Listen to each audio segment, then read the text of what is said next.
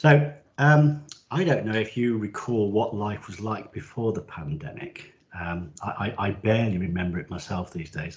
Going out for a drink, meeting friends and family, and I'm sure, like me, your life was consumed about worrying about cyber attacks for customers and for organisations. It actually was getting to, I can't say a crescendo, because a crescendo is almost the top of the peak in theory. It was just constant. It was happening daily. It was tough. We had to think about the threats all the time, and we were spending a lot of our time and working with our customers, trying to prevent attacks and trying to deal with the effects of successful attacks, because there's two parts to this. One is putting all the elements in place to try and prevent attacks, certain types of attacks, but some people are still successful, because the weakest link in the whole process, to be quite honest, is people, and they make mistakes. They click on links that they shouldn't, and some of the attacks are the phishing attacks are very convincing indeed, and people will make mistakes. Now, stopping attacks in the first place is one thing. Recovering from them is a different matter entirely. And what's really important to have to help you successfully recover from such an attack is a business continuity and disaster recovery plan and a strategy. You've invested in the right equipment and have got the right process in place to be able to go back in time and to be able to start again before the attack started. And people were often investing in that anyway because of other reasons about disasters happening to a business, such as fire, natural disasters and such like. And those same tools help in the event of a cyber attack recovery.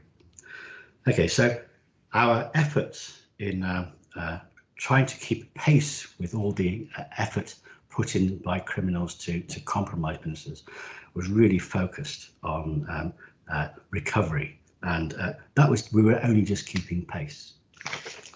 Okay, so the pandemic has happened, and we'll move to the next slide, please. There, Toby, thank you. So 23rd of March last year was the day of our final test of working from home as a team. So our timing was impeccable, because that evening the announcement was made about the first lockdown, and whilst we were ready, a lot of people weren't, and suddenly they were sat at home. They weren't prepared, and suddenly what do you do? Well, some people had some sort of remote working anyway. Some people jumped onto their home computers, but the truth is that the infrastructure which people were normally working within the perimeters of their businesses and their companies, which had been carefully planned, well executed, lots of money spent on it, was suddenly we were suddenly sitting outside of that, or a lot of people sitting outside of that, and that was a real problem. And what are the effects of that? Well, again, some people using home equipment. The infrastructure around that connecting back stuff might not have been ready and not secure enough. It was outside of that controlled environment where people were using VPNs. That was a good thing to do if you were doing it regularly. But suddenly there are lots of people having to work who'd never gone through that process of setting those up. The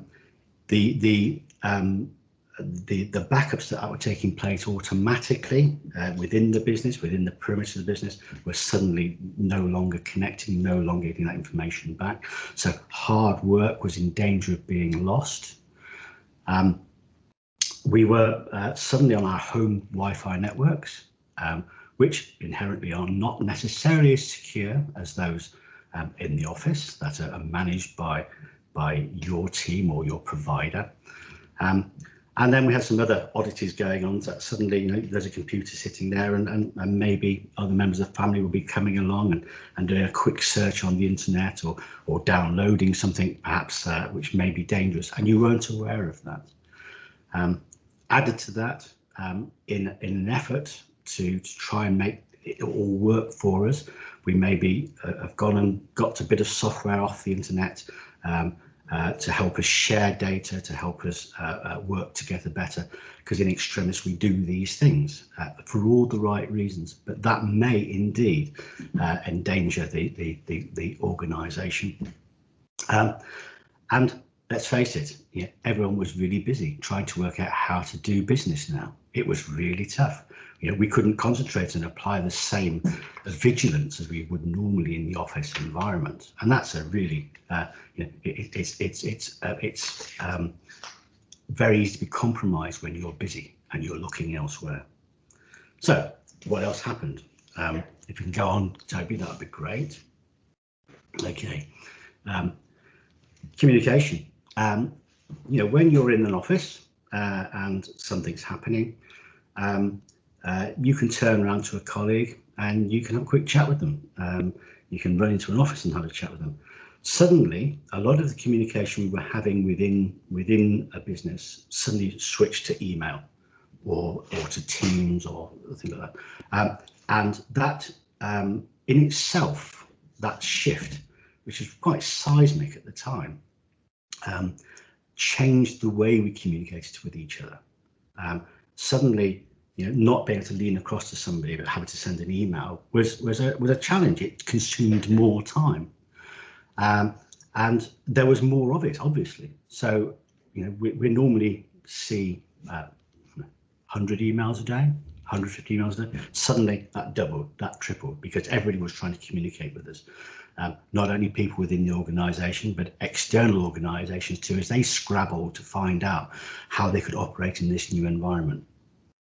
And that digital communication, whilst you know, was a saviour for us in a way to allow us to continue working, it brought its own troubles and it brought its own challenges. Simply the volume was enough. And new communications, when you're used to talking to organisations or people on the phone, which again another area of interruption, by email, suddenly the tone changes, and sometimes we miss some of the nuances that we have when we're talking to people. And suddenly we're talking to new people as well, and lots of them, because they're trying to make contact, they're trying to make their business work, and suddenly it may be people you've never spoken to before, and they're coming onto the scene. Okay, so we'll move on again. Thank you very much. So this actually has created, you know, the perfect storm, because what we have is systems, which are an expression we like to use. It's a lovely expression, suboptimal. You know, our systems are not necessarily built for this remote working in such a short space of time, this transition from the office, from this secure environment to the outside world. And then we have suboptimal communications, because we can't talk to people in the same way, and we've got that volume and we've got all that information hitting us in one go, and people's levels of vigilance is impaired, is retarded, because they've got so much to do. And so we may make that mistake in that situation of clicking on that link, of opening that email, which may have a payload which begins the process of compromising the system and getting us into a situation where we're subject to a ransomware attack, where they lock our systems and we can't get to the data that we need to survive to make our business work. And obviously attached to that is the problem of a ransom. So dealing with that in that volume of traffic as well was, you know, it's hard enough. Just dealing with it day to day, making your business run. It is the perfect storm, and that those businesses that have invested in disaster recovery, in business continuity systems, and have concentrated on it, have their processes in place, are the ones that will survive those attacks much more easily than those that haven't invested and understood also the implications of what a good disaster recovery and business continuity system can have for them. There's a lot to understand about this. People have this desire to be back in business and doing things as normal almost immediately. It's a series of compromises that we have to talk through. We can do that, people can do that, it just costs more money, and we need to understand what we have to do to help ourselves in a situation where we might be compromised. And as I come to an end of this little section here, without a doubt, the pandemic changed everything overnight. It made things far more complex for us, but also gave cyber criminals much more opportunity to compromise our businesses. So I'll now hand over to our Chief Technical Officer, Toby, who's been around these solutions for quite some time, and I'll let him take over. Thank you, Toby. Thanks, Martin, and good morning, everybody. As Martin says, I'm the CTO here at Neuways, and backup and disaster recovery is kind of a pet passion of mine. So we're going to run through a few slides that I've put together today just to try and convey how important having the right planning and tools in place is, and also where that kind of fits in with any kind of broader cybersecurity strategy. So before we begin, this isn't going to be a particularly technical slide deck, but there are some terminologies in there which you may or may not be familiar with. So I'm going to take this opportunity just to run through some of these, just so that as I'm talking, you've kind of heard these words before, and there's a general idea of what I'm talking about. So disaster recovery, or DR, we've all heard of that. It's basically how we recover from a disaster. It's typically referring to IT systems, but not always. But in the context here, we're talking about the recovery of IT systems after a disaster. Business continuity. Sometimes you see these get used interchangeably, disaster recovery, business continuity, and they are very closely related. I think probably the biggest difference I would say is that business continuity is an extension of DR, or DR feeds into business continuity, in as much as business continuity is how you keep the business operating after a disaster.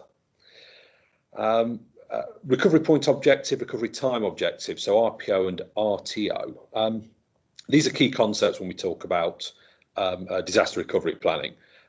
Essentially, a recovery point objective is how much data do we want to lose? It's at what point in time are we going to restore the systems to? Recovery time objective is related. It's how quickly do we need to get things back after a disaster? And as we go through the slides, we'll talk more about those things. Cyber resilience, this is Cyber Week. It would be remiss not to include cyber resilience in this terminology, although we don't touch hugely on it in this deck. But really, this is how we continue operating the business during an active cyber attack. And again, there is a place for a disaster recovery in that whole cyber resilience plan. Cloud means lots of things to lots of people. For the purposes of this deck, let's assume that it means somebody else's server, whether that's a service that you're running on somebody else's server, or you've actually just got a server out there in the cloud. Software as a service, or SaaS, that is, as the name suggests, it's an application that you subscribe to, and you don't care about the underlying infrastructure. So Office 365, Microsoft 365 are great examples of SaaS applications. You have some limited configuration capability within the software, but the underlying hardware and the underlying infrastructure is completely obscured. You don't see any of that stuff and have no control over it. And then the final term that we're going to use is on-premise or on-prem. This is basically the inverse to cloud. This is the stuff that you're running within your the boundaries of your office.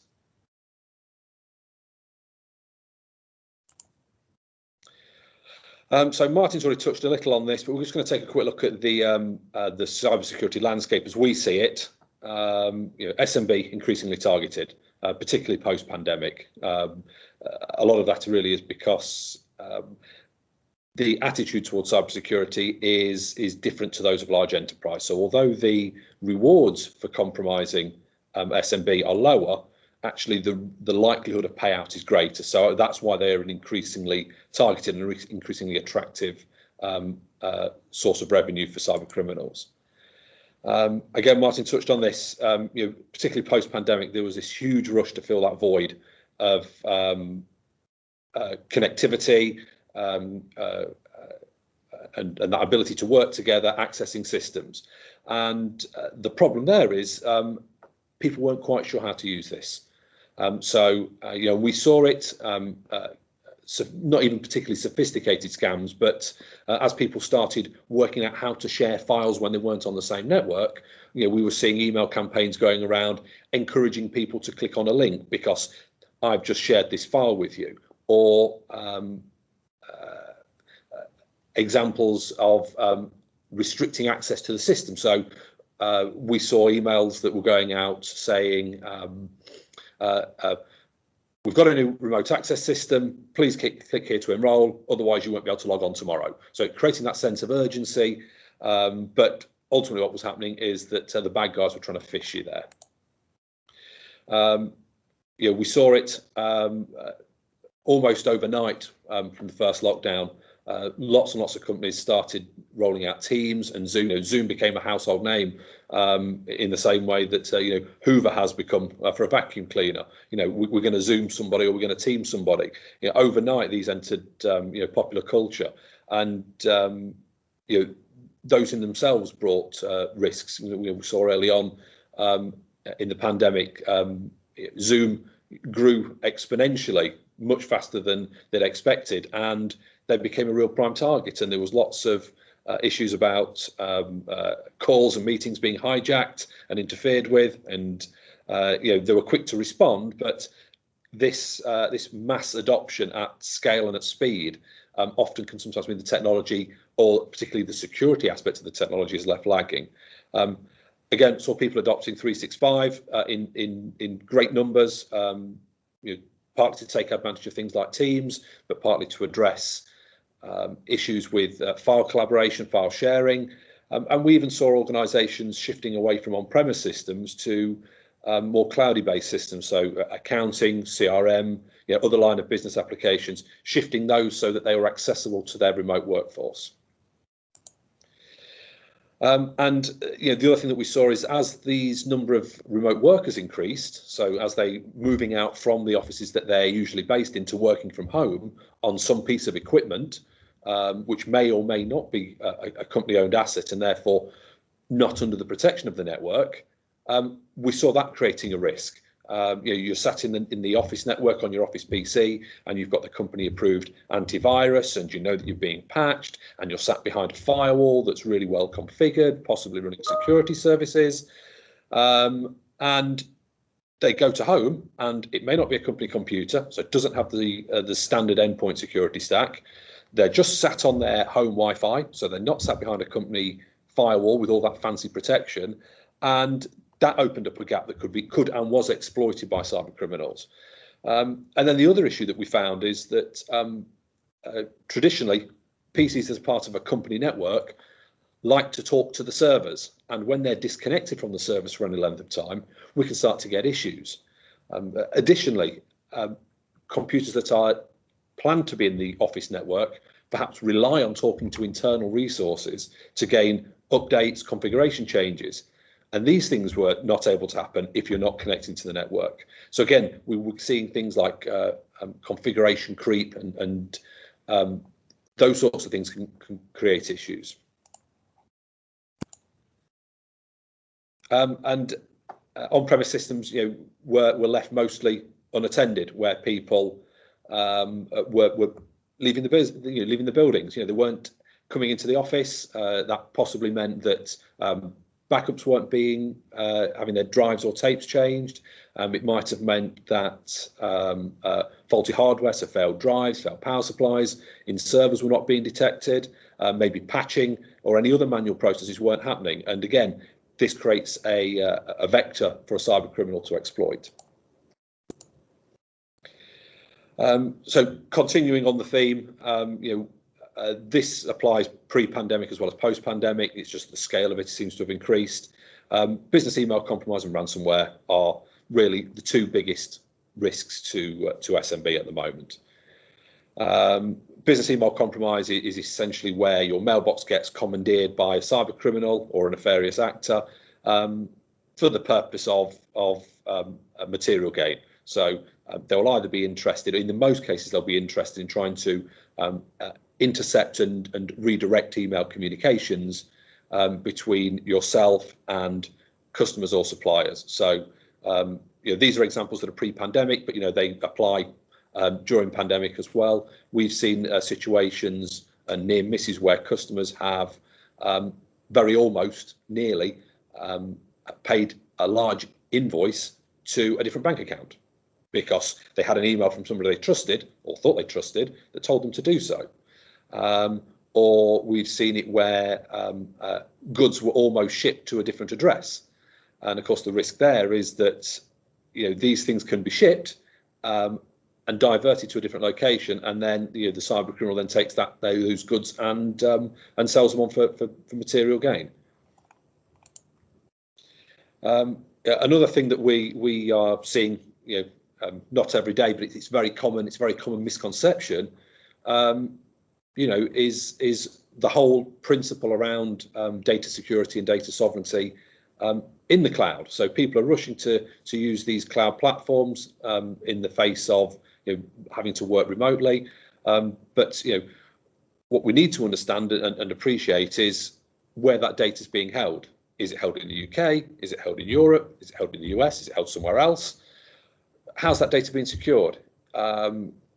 What's the data governance around that? How is it being backed up? How can you recover from an outage or losing some data?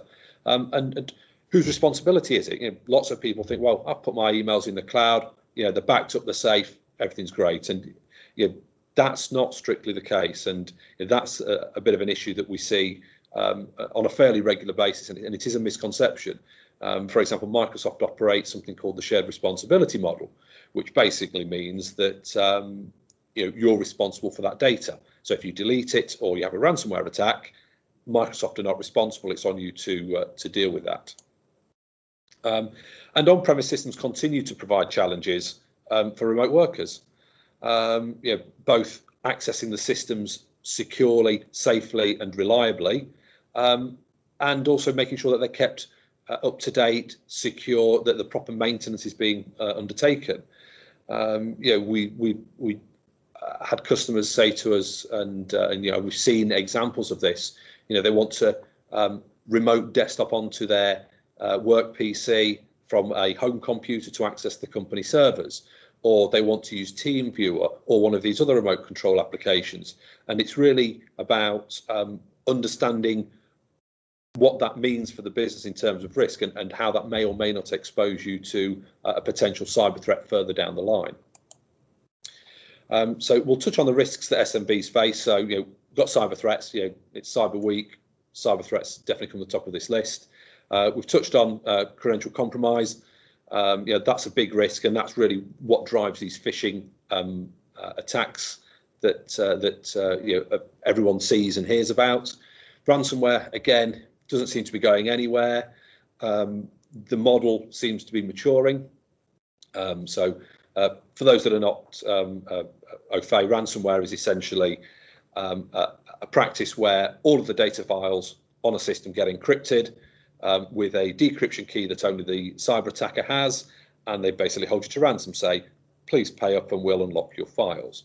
Now, of course, there's a certain element of trust that if you decide to pay this, which isn't the recommendation typically, that actually they have encrypted the files and just not corrupted them all. So we've seen that. It's not ransomware, it's actually something else, but it masquerades as ransomware.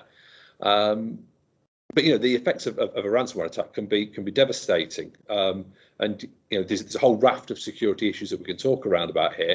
But essentially, if your data files on the servers and your PCs all get encrypted, you're really looking at having to roll back to a time before that happened. Because if you pay the ransom, one, you may or may not get your files decrypted. Depends whether they were encrypted in the first place or just corrupted. And two, you go onto a soft target list that is in that cyber criminal community. Go and hit Joe's boxes because they pay the ransom. Target those guys. So you kind of get on this. You should expect more and more attacks if you do pay the ransom.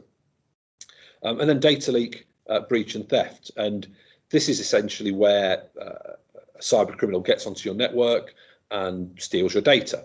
Now, they may hold you to ransom with that data and say, give us some money or we're going to publish all this sensitive information or intellectual property all over the internet, and it will be shared by your customers and your competitors, and everyone will see what you've been up to.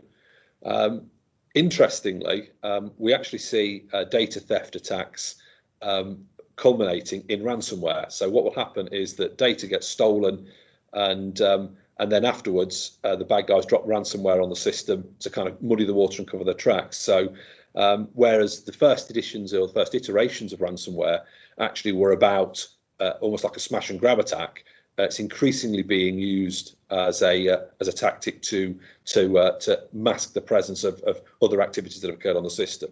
It's proper Mr. Robot stuff at times. Then we have the risk of data ownership, and I touched on this on the last slide.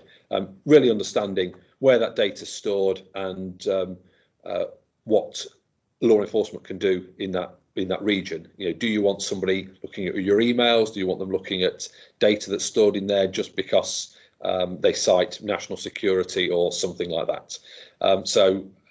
Understanding where that data is stored and what those foreign powers can or can't do with that data is a really important thing to consider. And the security of it, how is it secured and protected? I touched on this shared responsibility model. Whose job is it to back it up? If there's some data loss, how are you going to get it back? How do you test these things?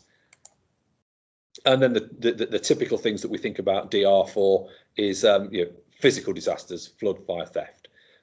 These are still ever-present risks. They're not hugely common, but when they happen, they can be devastating. And it's really important to consider this in the planning in conjunction with these other items. And I think that's probably been one of the reasons why DR perhaps hasn't necessarily gained the investment or the significance, because a flood or a fire is typically a fairly rare event in a business. So what can we do to protect ourselves? Business continuity, disaster recovery, really key. For me, I say I'm an advocate for BCDR solutions anyway, recognising the absolute critical importance that they offer to not just SMB, but businesses of all sizes, from the smallest to the largest. They really do form an important pillar of any cybersecurity strategy. I often refer to them as the safety net. This is where you go to when all the other things that you've got haven't worked. This is how you reset the clock, as it were. So in order for us to protect our business, we need to know what data we've got, where it is, and who's responsible for it. Kind of makes sense. If we don't know what we need to back up and where it is, how can we have a plan around that?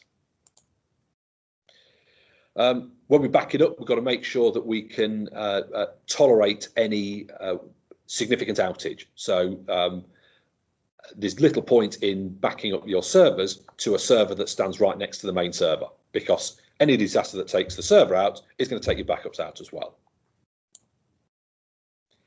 We've got to test backups to make sure that they work properly. Otherwise, we're just burning energy and creating hot air. They've got to be useful in as much as they can recover your system back to a fully working and functional state. Really important, and I'm sure this is a message that's been passed in virtually every other presentation this week. Assume that you're going to get breached and that you will be targeted by a cyber attack. There are people that think, oh, I'm only small, I'm not on anybody's radar. It doesn't matter. The scale of the cloud really does mean that actually everybody is an opportunity.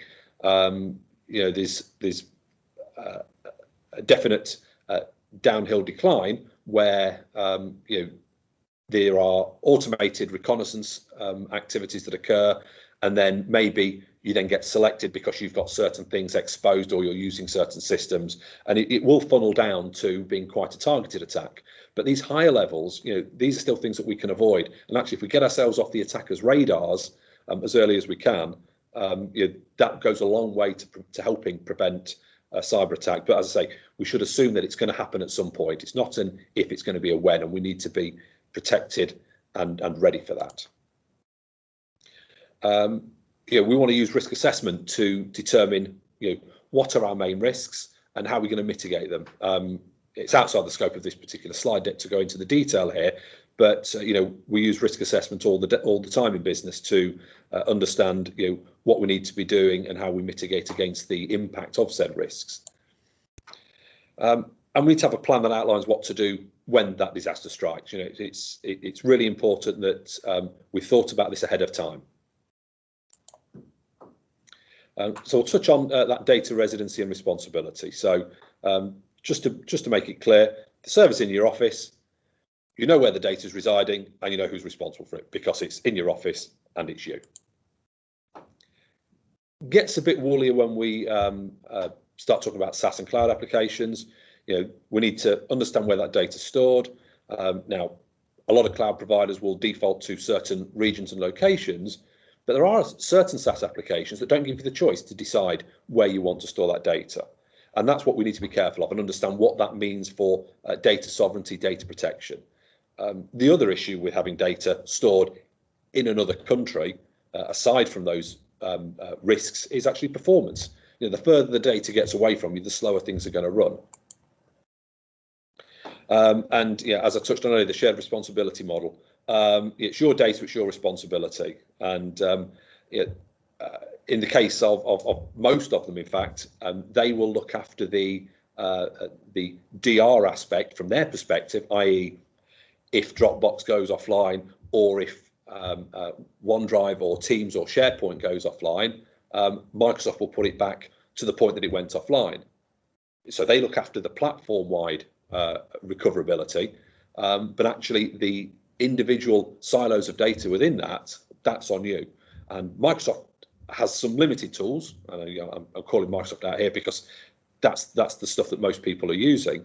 Microsoft has some tools, but really, do you want to rely on those? You need to investigate what their limitations are and decide if you're comfortable with that risk or not. So when we talk about backing up, there's some really important rules of thumb to follow, and I really like these, and I think actually they cover a lot of the kinds of risks and the issues that we're likely to see. So for on-site data, those on-prem systems, really what we want to be doing is protecting against the loss of the server and the data that's on it. And we want to follow what I like to refer to as the 3-2-1 rule. And that effectively means 3 copies of data. So that's your live data set, the stuff that sits on the server. And then you have 2 backup copies. And these 2 backup copies need to be stored on 2 different types of media. So normally we would do disk because disk is really fast and easy to use. But we also want to have a disconnected version of that. And that helps protect against ransomware attacks. So typically in anything other than the least sophisticated ransomware attack, the bad guys will try to identify where your backups are on the network and delete them, reducing your ability to not pay the ransom effectively. So a disconnected version of those backups is really important because they're not connected to the server. And there were organisations, when WannaCry hit and 𝗧cie shortly after, several years ago, where they lost everything because they were backing up, and they were backing up, 3, 4, 5 times a day. Great. It was all being backed up to a server that was on the same network, and the disks were constantly attached. So once that server got compromised, all those backups went. They all got encrypted as part of the broader ransomware attack. So that disconnection point, whether it be tape or pushing it to the cloud, is really important because it gives us a little air gap to a siloed set of your backups. And the one is get a copy off-site. This is going to help you against one of those physical disasters we mentioned earlier. Some kind of loss event, fire, flood, theft. Basically, you've lost the lot and you need to revert to an alternative location, and that's why you need to make sure that data is not stored next to the servers that have just gone pop. Cloud and SaaS applications, broadly the same. The same mentality and methodology needs to be adopted. But because they are SaaS applications for the most part, and as we've already discussed on one of the early slides, we don't really have any control, particularly over the inner workings and the machinations of that application. We have some configuration control, but that's about it. So we really need to understand with that SaaS application or cloud provider to see what their backup and recovery capabilities are. What do they offer?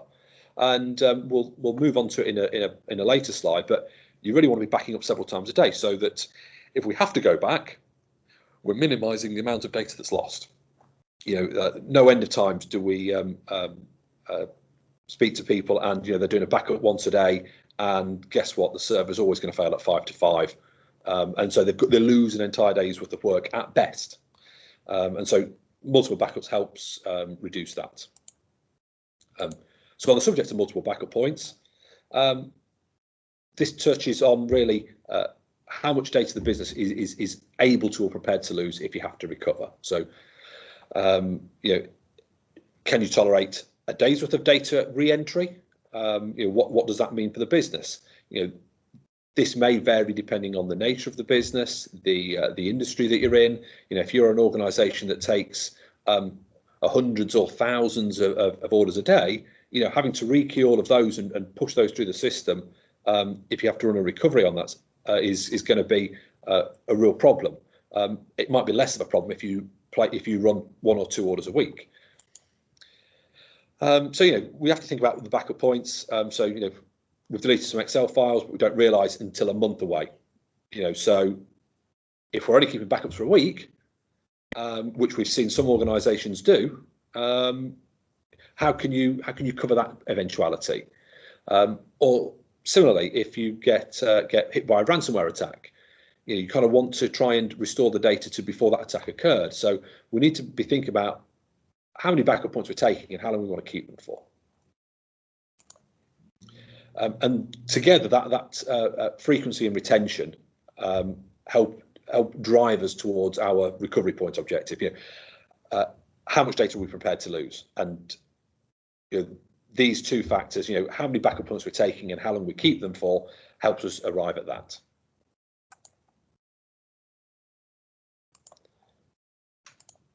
So then when it comes to restoring that data, there's an adage in the IT industry that backups are easy and restoring's tricky. Restoring's difficult, and it's very true. Backups are easy. You click the boxes in the software and it runs through and it tells you by email that it's 100% successful. Only when you come to restore from it, actually hasn't got the data on that you want. So yeah, it might have been 100% successful for what you told it to back up, but what you want and what you need can often be two different things. So we get around that by testing and testing and testing. Really, really important. If you don't prove that these backups are worth something, you're living with a false sense of security.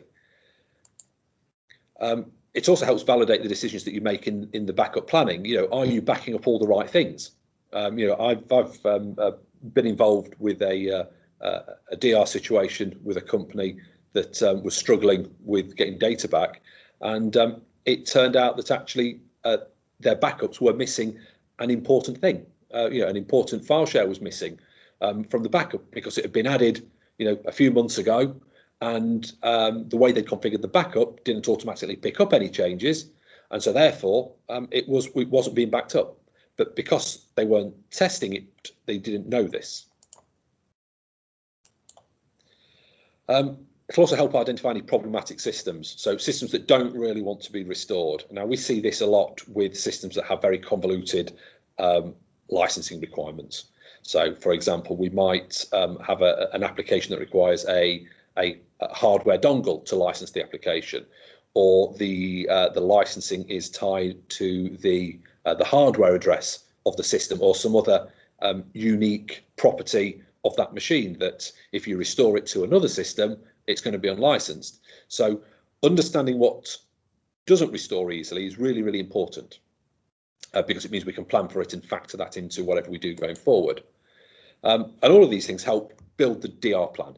But it's also really important to realise that the DR plan needs to be as fluid as your IT systems are. Things are changing on a fairly regular basis, I should imagine.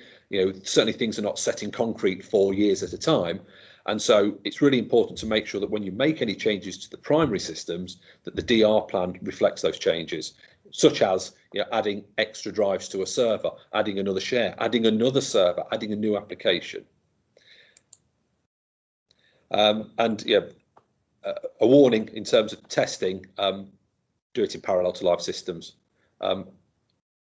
Every so often, a customer will say, yeah, we're going to do a DR test this weekend and we're going to wipe the server and then we're going to restore from it. And it's like, why would you do that? The risk is horrendous. If you do that and it doesn't work, you've just broken the company.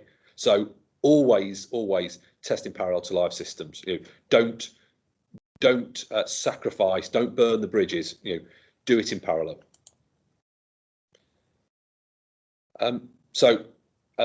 How business continuity and DR plans save the business. So, touched on it earlier, and I'll repeat it again.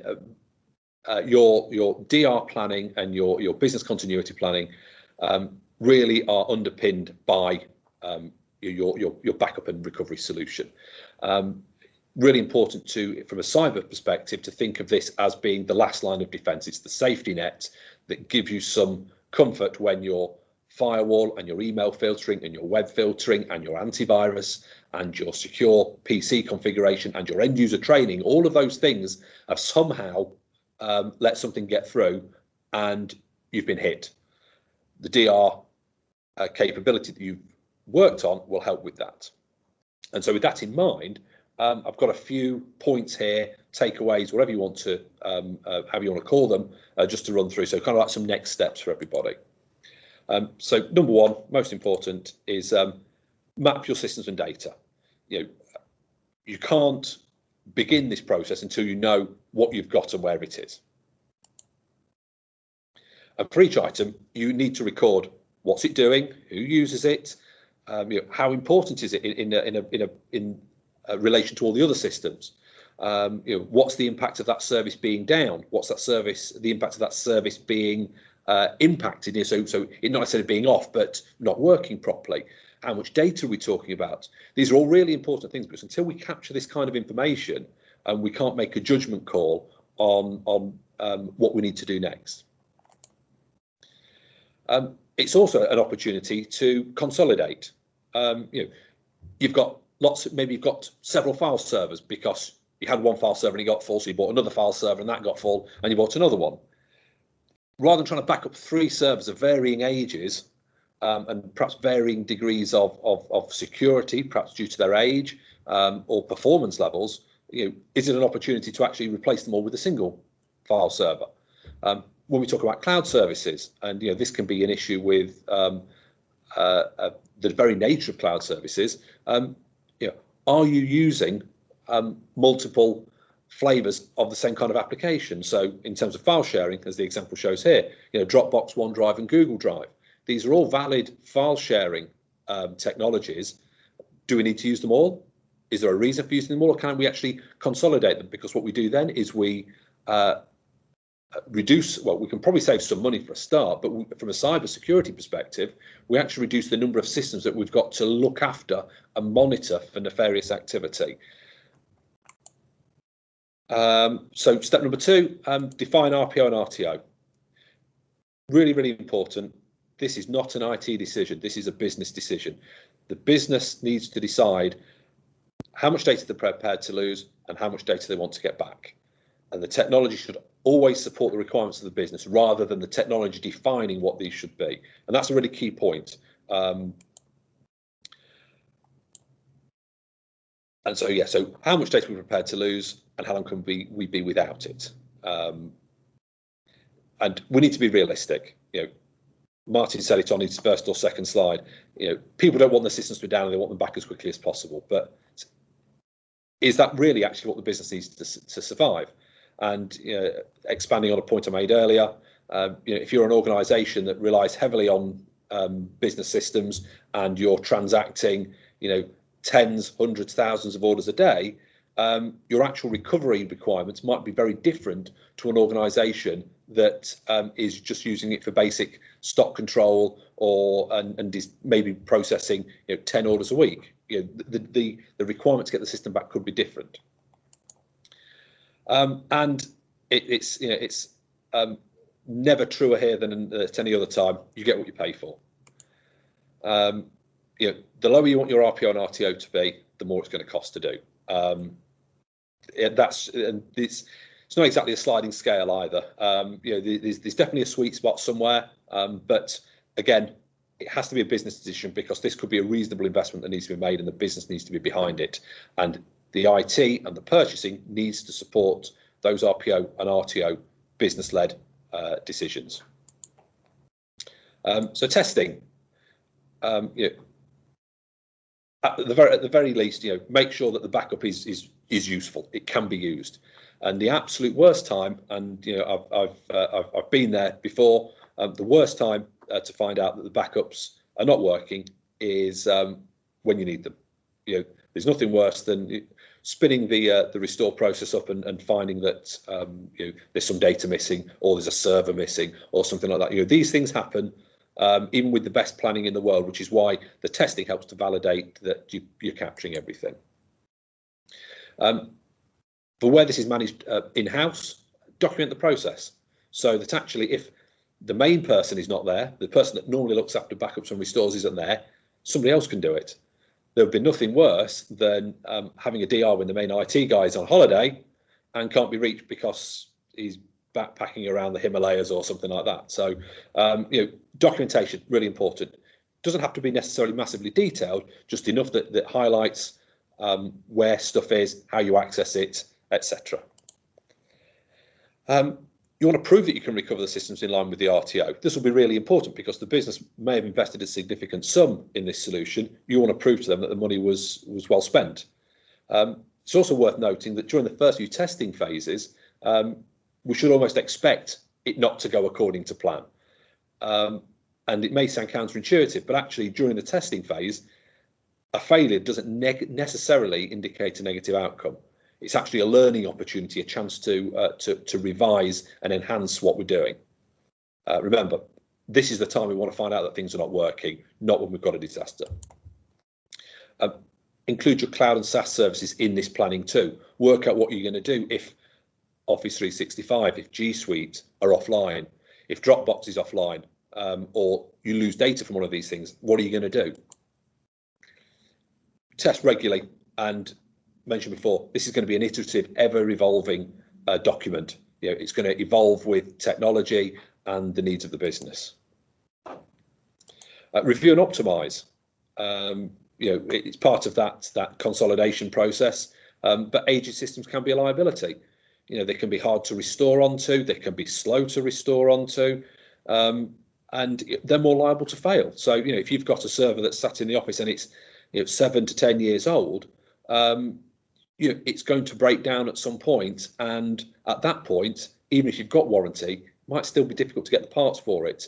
And then once it's fixed, if you have to perform a restore on it, might be really slow to do so. Also look at what systems are not working well. If you've got some applications that are not really meeting the needs of the business, drop them, change them, get rid of them altogether. It's a good opportunity to do that. So limit the things that you're looking after and that you have to back up. Has everybody been trained? Do the people that need to know what to do? This might involve backup product training, recovery training. This might be ensuring that they know what the DR process is. And in hand with that, do you have the right IT skills available? Some organisations, perhaps struggle with some of the more in-depth or the more advanced things that would be required as part of a DR. Maybe they have somebody in-house that is looking after the day-to-day IT stuff, but when they have a new server or some significant work, they refer to a third party. So just making sure that you put those skills on tap is really useful, because let's face it, when we have a disaster, it's probably not going to happen on a Wednesday morning. It's going to happen at 3 a.m. on Sunday morning. And then take all that information and start to commit to paper a business continuity plan. So a military adage, P's, proper planning prevents poor performance. Really true here. Get something down on paper. If it's not planned for, you're going to have more difficulties, and it's going to be a bad enough time when that disaster strikes to then be thinking, right, how are we going to fix this? You want to kind of have some idea of what you're going to be doing. So get it all down on paper. Any agreements that you've got with any third parties, again, get those documented. Contact details, find out if they offer out of hours contact, really, really important, because as I say, if something's going to fail, it's going to fail at the worst possible time when people are not available. So work out what you need to do there. Anything that you can plan for in advance is going to help. DI is part of that business continuity planning. So if you've got a business continuity plan, DR is going to form part of that. So you start building all of that thing in. Business continuity is not just an IT thing.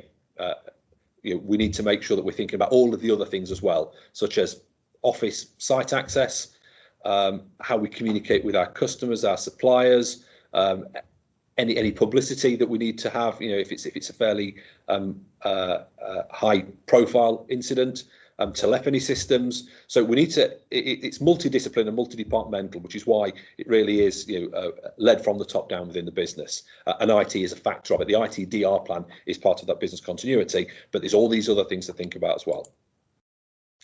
And so no plan is perfect, but any plan is better than none. And I think from that, really, it means that if you've given some consideration to some of the things you're going to do, you're already a step ahead of where you were before you did it.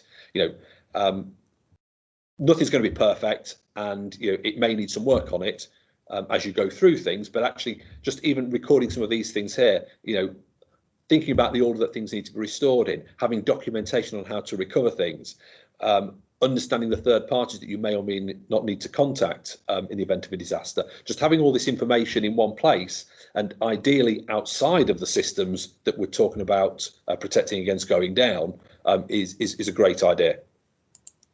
And again, another military adage, so I apologise for that. No plan survives first contact with the enemy.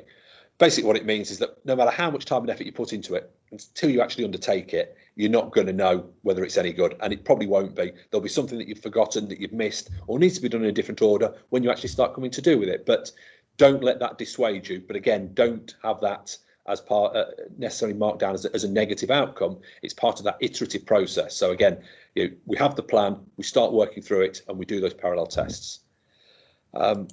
So with that in mind, I've reached the end of my deck. I think we open now to any questions that have perhaps been raised. I'd like to thank you for your continued patience, and I hope it's proved useful.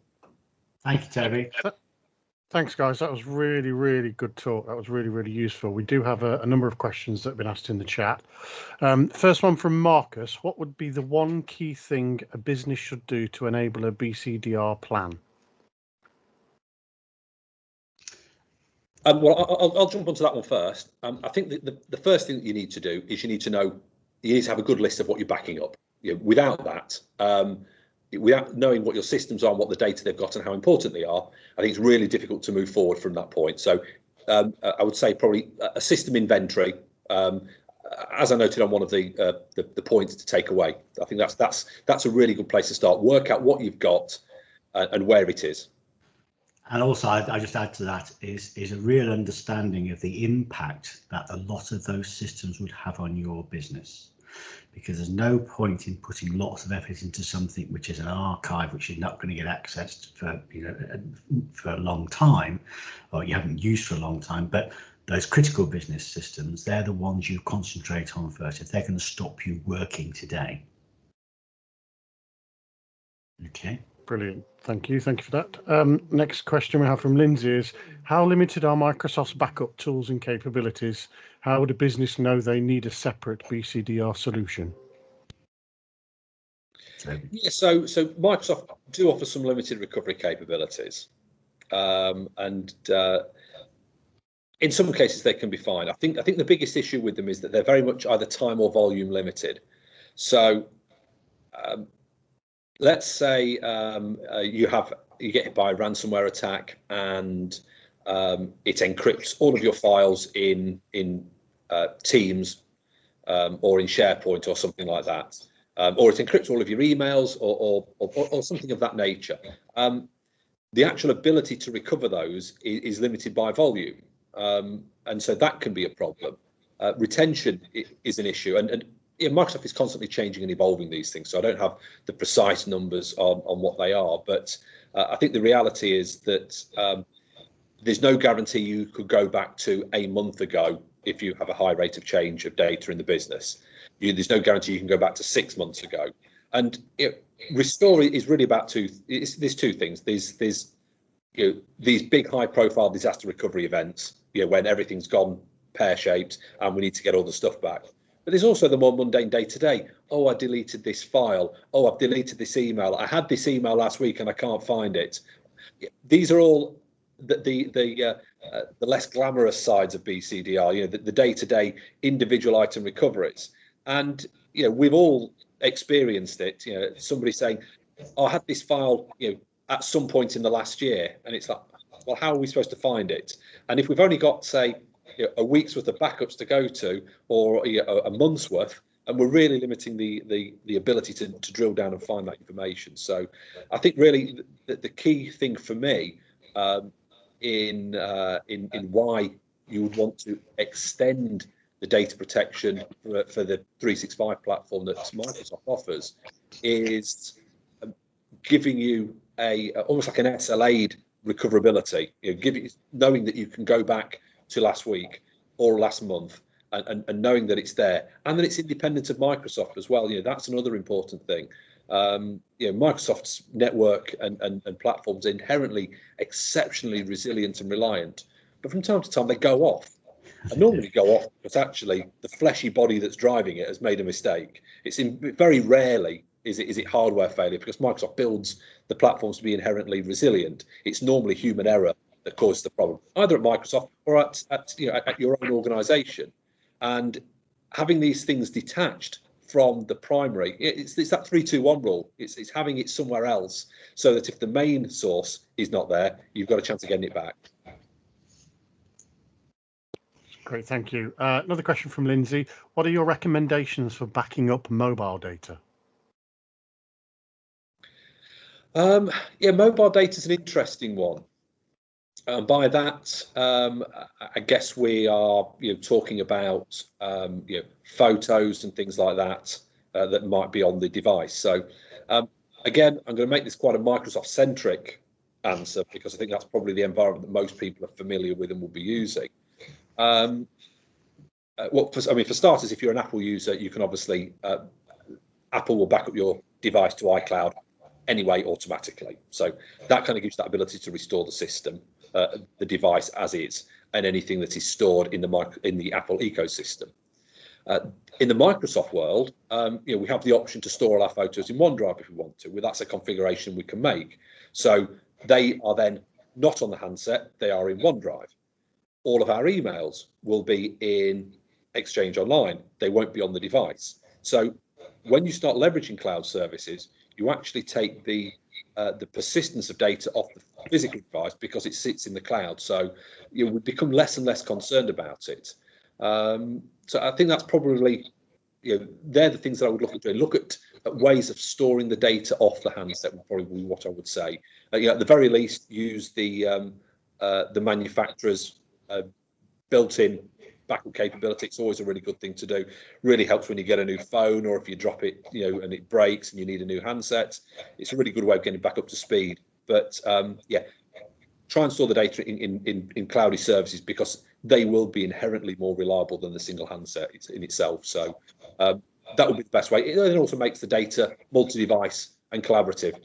I've done it before. I take photos on my phone when I go out to visit customers, and I share them with colleagues while I'm on site. I just stick them into OneDrive, give them the link, and we can be collaborating while I'm still walking around site. So I think using those cloud services in that way not only helps protect the data that's on them, but it also opens up those collaborative features that your cloud is renowned for.